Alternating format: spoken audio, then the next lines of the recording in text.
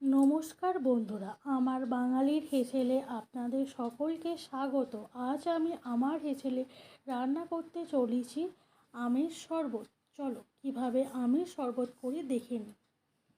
প্রথম আমগুলো কেটে ধুয়ে পরিষ্কার করে রাখলাম। এরপর উনুনে কড়া বসিয়ে দিলাম। পরিমাণ মতন জল দিয়ে আমগুলো দিয়ে দেব।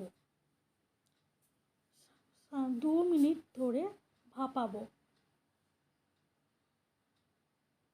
সামান্য পরিমাণ নুন দিয়ে দেব।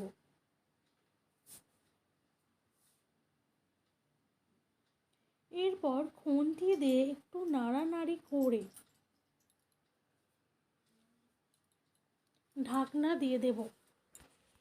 এবার চাপা দেওয়া থাকবে 2 মিনিট ধরে।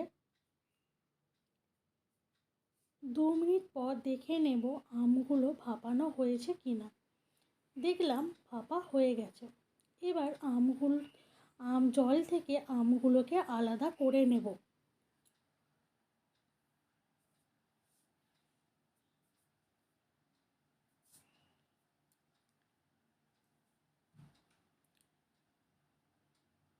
এরপর আমগুলোকে আলাদা করার পর ওই যে বাকি জলগুলো আছে জলটা রেখে দেব, ফেলবো না।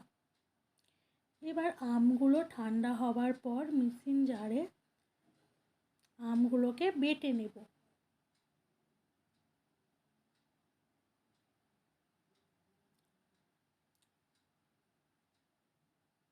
ভালোভাবে হয়েছে।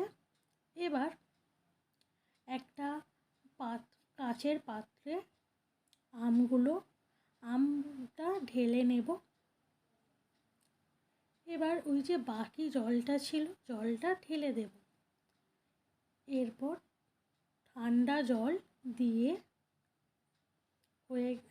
জল ঢেলে দেব।